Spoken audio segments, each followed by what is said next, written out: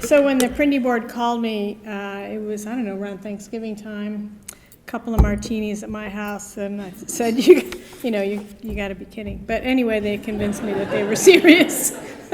It's such an honor to be standing here, I have to say, and thinking of all the other Leo C. Lee Award winners. John Dingus was here earlier, we had said hello to him in the bar. He was at the very first public radio gathering of importance that I was ever at, which was working on the first Independence and Integrity workbook that we put together at the Poynter Institute, which was life-changing for me. So that sort of started my Prindy engagement, and well, it'll end soon, but hasn't ended yet. And I'm 1 degree away from Leo C. Lee. Honestly, we sent a producer, to an actual Leo C. Lee training workshop out in California. That would be Lamar Bliss.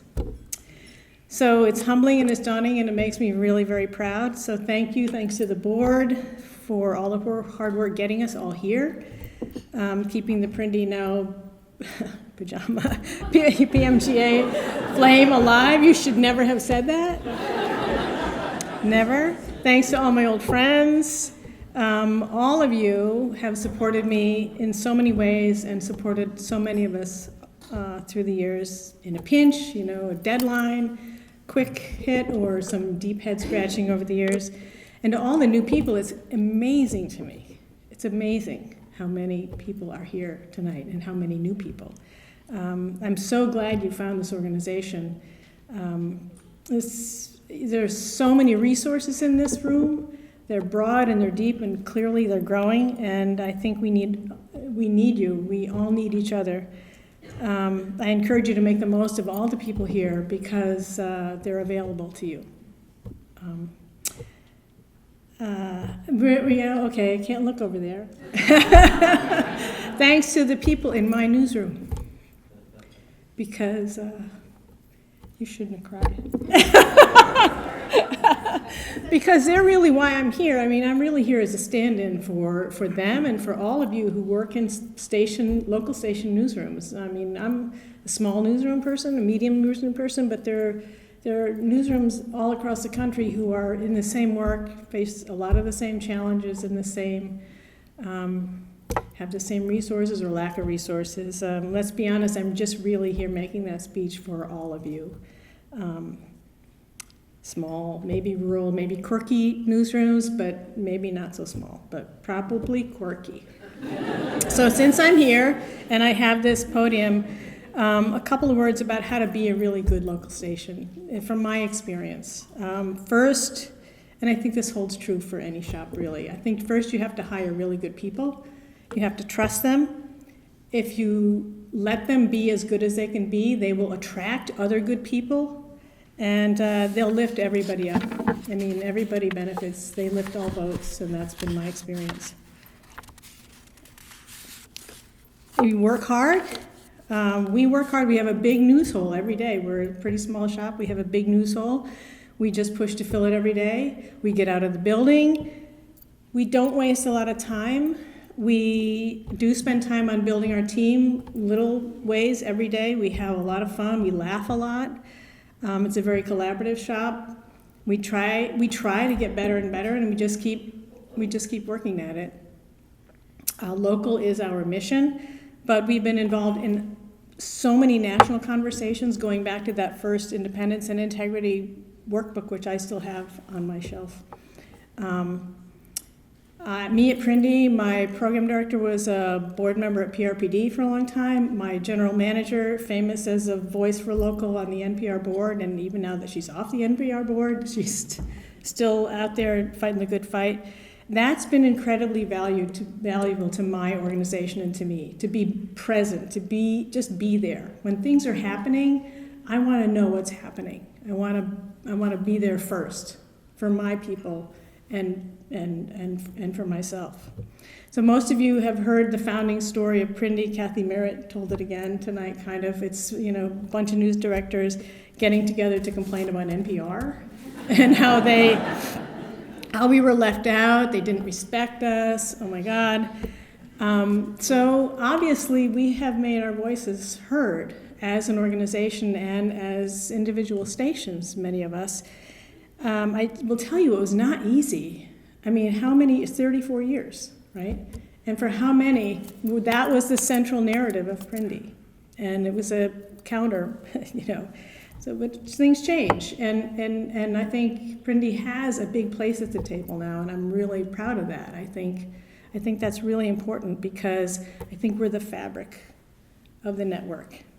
I think we've proved ourselves by our work, by the value of our work to our local communities and to the network. And I think that's reflected, I think there's an appreciation of that now, recognition. And I think that shows up in this, in the hub attempt, right? It's a way to rationalize the strength that all of the hundreds of us represent to not just NPR, but to the larger public media organization. I'm going to quote John Dankosky here and say, this is a way to make the biggest, most badass news organization anywhere. And I think it's about time, honestly.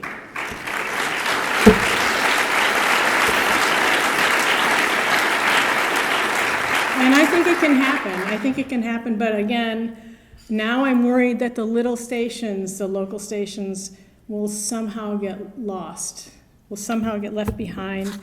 And that's a really big part of our value to the larger work. What we each do to reflect our communities is tiny or as big as you are. You can read everywhere about how local newsrooms are slipping away. My station reported Friday, while I was down here going, getting to the culture of journalism and all this high-flown stuff, my station reported on how 4 local newspapers in our area were being shut down. One of those was a weekly. I'm gonna cry again. Because that's where I had my first job, and it's gonna be on.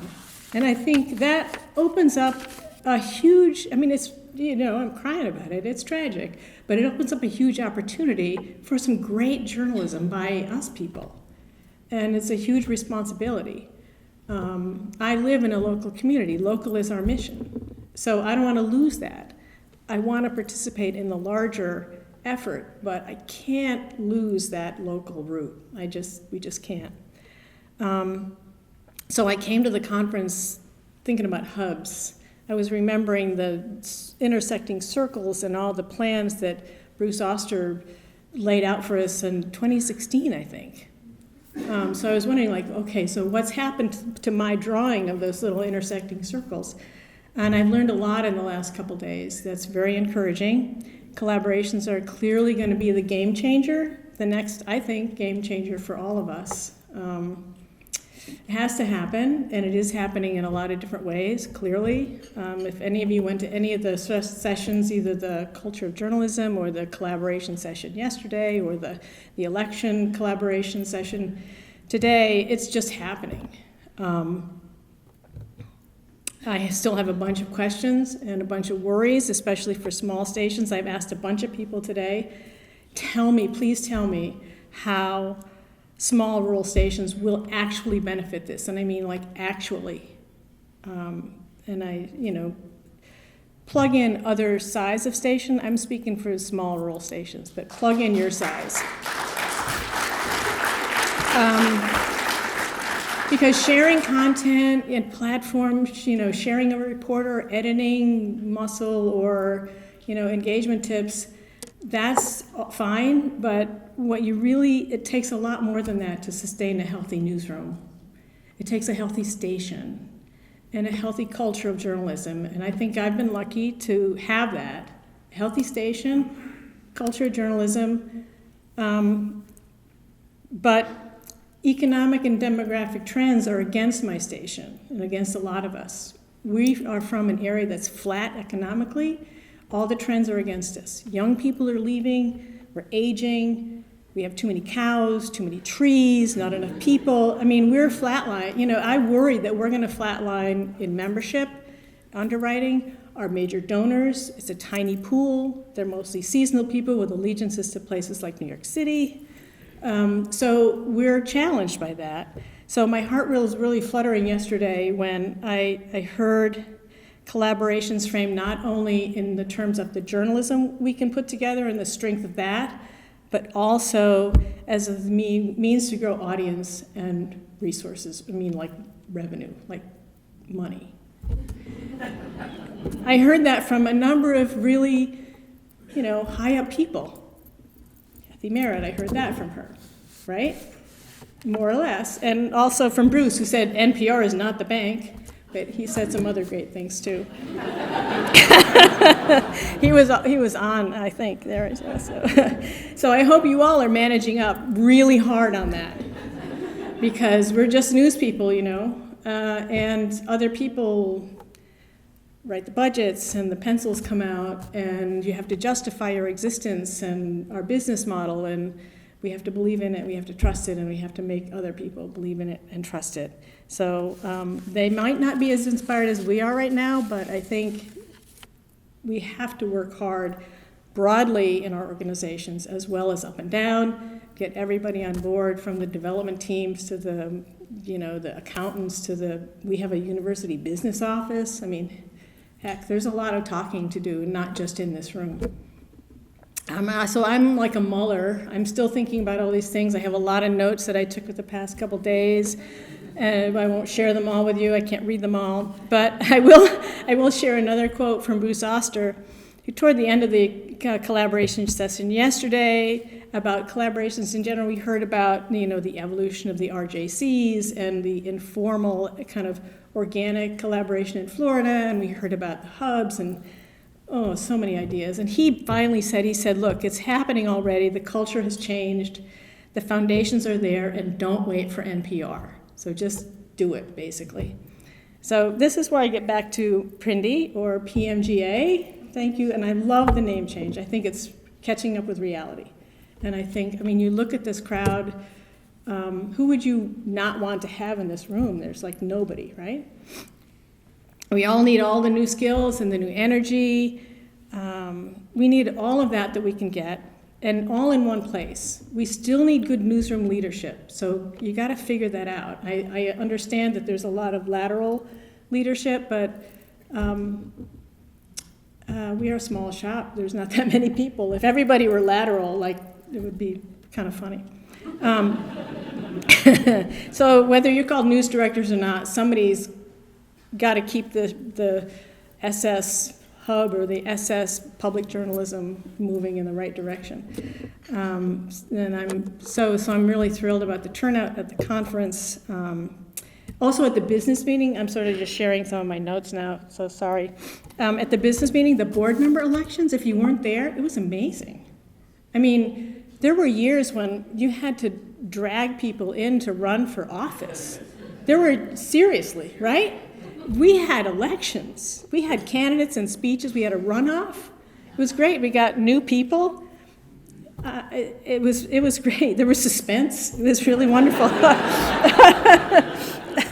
So I'm so encouraged also by the renewal of interest in the big stations, which I think is absolutely crucial.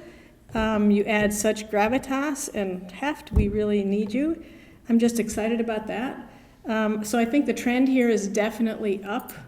I think that, we all hear bad news about the trend in journalism. It's very hard to be a journalist these days. It's really kind of soul-crushing sometimes. But I think the trend here is definitely steeply up. So to PRINDY, I think you got to keep representing us in the national PMGA. Sorry, you got to keep strong, the voice representing us in the national conversations, and keep training. I didn't mention a word about that. I was talking to Rachel a little bit, and I heard great things about her editor's training workshop, because it was really practical. It was like no nonsense. Here's what you can do to make your stories better really quickly. And I think that's crucial. That was one of PRINDY's first missions, and I think that's just got to be a big part of the future. It cannot stop. New people coming in, it cannot stop.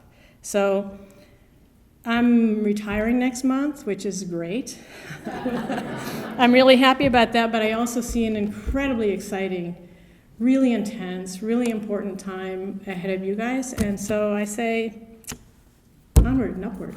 Thank you so much.